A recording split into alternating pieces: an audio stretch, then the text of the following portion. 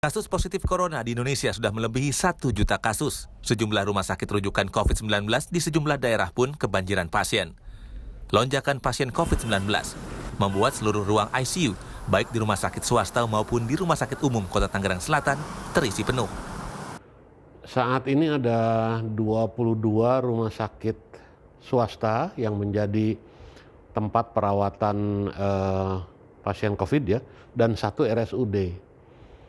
Dari keseluruhan tadi, itu untuk tempat tidur ICU sebanyak 37 itu sudah terpakai semuanya, terisi sampai saat ini. Kemudian tempat tidur isolasi itu 496 itu terpakai.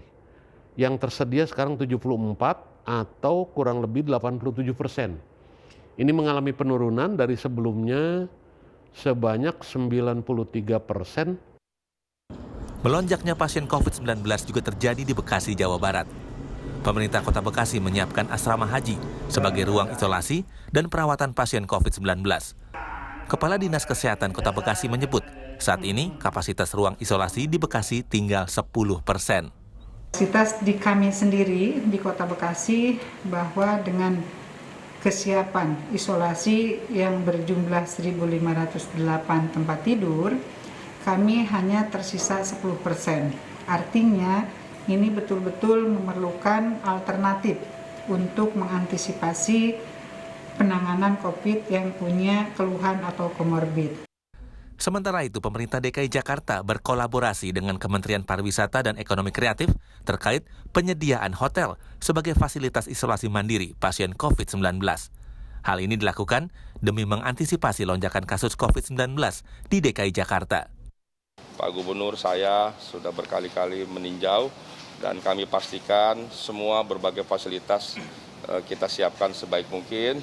Termasuk kemarin saya bersama Pak Sandiaga Uno juga meninjau hotel sebagai ruang isolasi mandiri dan akan ditambah lagi jumlahnya. Dari data, tingkat keterisian rumah sakit rujukan COVID-19 di Jabodetabek telah mencapai lebih dari 80%. Sementara itu, keterisian rumah sakit rujukan COVID-19 di Indonesia dari data Kementerian Kesehatan mencapai 70 hingga 75%. Inisiator lapor COVID-19, Irma Hidayana menyebut menerima puluhan laporan pasien COVID-19 dari wilayah Jabodetabek yang kesulitan mendapat perawatan. Pemerintah diminta menyiapkan solusi agar jangan sampai ada pasien COVID-19 yang tidak tertangani. Sejak akhir Desember sampai minggu lalu, setidaknya terdapat 34 laporan warga yang meminta kami, teman-teman relawan di Lapor COVID, untuk mencarikan rumah sakit, terutama ruang ICU. Nah, yang sangat memprihatinkan adalah ketika pasien harus meninggal karena tidak mendapatkan layanan kesehatan atau karena tidak mendapatkan rumah sakit. Sense of crisis-nya perlu ditingkatkan lagi, harus dievaluasi bagaimana sih sebenarnya sistem rujukan di rumah sakit. Bed-nya itu memang sudah penuh dan apa yang harus dilakukan lagi. Kalau menambah bed artinya harus menambah tenaga kesehatan. Padahal sudah lebih dari 640 tenaga kesehatan yang meninggal selama pandemi ini akibat terpapar COVID-19. Ini juga harus menjadi catatan penting bagi pemerintah.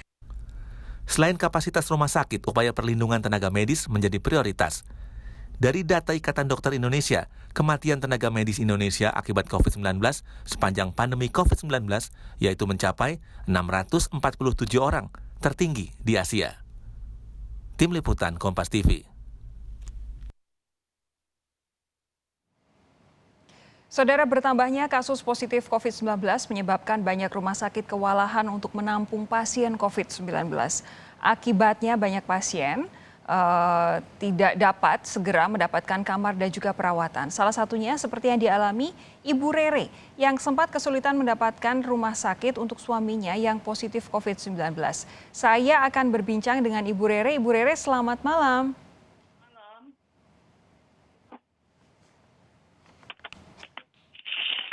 Ibu Rere bisa mendengar suara saya? Bisa. Ibu apa kabar hari ini? Alhamdulillah baik. Mbaknya gimana? Saya juga sehat, alhamdulillah. Ibu kondisinya baik ya hari ini ya? Alhamdulillah baik-baik aja kita semua.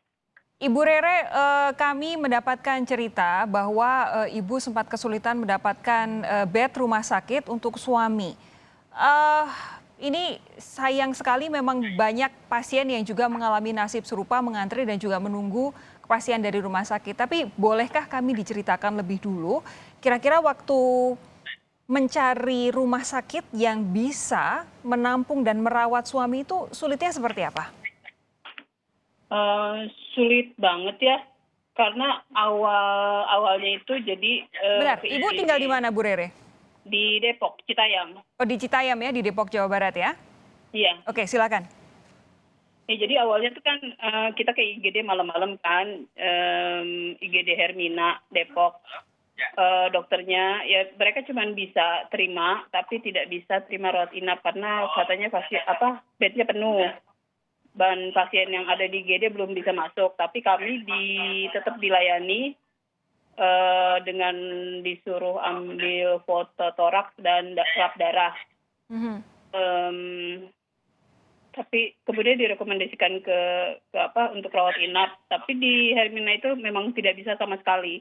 Jadi akhirnya dikasih rujukan lengkap kan, Ya. rujukan bebas.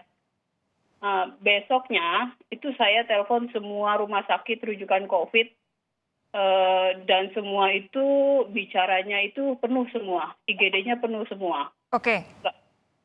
Termasuk yang di RSUD Depok itu 2 kali saya telepon itu, mereka jawabnya bilang nggak bisa Ibu penuh, kalau Ibu mau Ibu telepon dulu satgasnya gitu. Nanti biar dari satgasnya yang akan ngantri Ibu pakai ambulan ke tempat kita gitu. Bu Rere, mohon maaf, saya potong sebentar. Ketika Ibu mencari telepon ke rumah sakit rujukan, kondisi suami saat itu seperti apa? Ya sebenarnya sih udah saturasinya itu udah di bawah 90. Di bawah 90? Iya, 85. Jadi Sudah sesak napas begitu? udah sesak napas. Oke, jadi malam Ibu mulai mencari di Hermina itu nggak dapat, paginya telepon juga semua rumah sakit menyatakan penuh dalam kondisi suami sesak napas ya? Oke, silakan Ibu. Iya, kan diagnosa dokter IGD di Hermina kan pneumonia COVID kan, pneumonia akibat virus COVID kan, yang intinya dia tetap harus dirawat kan, gitu. Tapi karena telepon kita nggak bisa sama sekali, nggak bisa telepon kemana-mana nggak dapet, akhirnya dapat bantuan dari teman LBH Jakarta yang ternyata kerjasama sama lapor COVID-19. Oke. Dan kita tuh dicariin rumah sakit sampai 60 rumah sakit, mereka juga coba gali informasi posisi bednya ada atau tidak gitu kan. Terus tapi siangnya saya tetap cari IGD sendiri di di Mitra Depok dan di UI, tetap nggak bisa gitu, tetap nggak ada. Akhirnya malam itu kita dapat telepon, coba Bu di sini gitu, di MTH atau di rumah sakit apa ya, saya lupa namanya, itu dikasih dua nama rumah sakit gitu. Lalu? Akhirnya saya coba ke Minto Harjo dulu, MTH, ke rumah sakit Minto Harjo kan. Ketika kita sampai di sana tuh di IGD COVID-nya itu juga ternyata mereka penuh banget gitu, dan mereka nggak bisa terima gitu. Tapi alhamdulillahnya sambil menunggu informasi lanjut dari teman-teman lapor COVID itu, di IGD COVID itu suami saya dibantu dengan dikasih oksigen selama hampir 1 jam. Karena saturasinya itu udah rendah banget. Itu di mana Ibu posisinya waktu itu? Minto Harjo, rumah sakit Minto Harjo. Ya? Dan kebetulan ada dokter jaganya juga.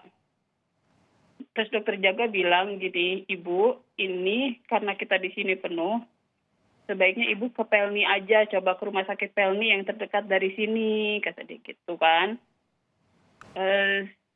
Akhirnya setelah 1 jam saya telepon, saya tunggu informasi, karena belum ada informasi, akhirnya saya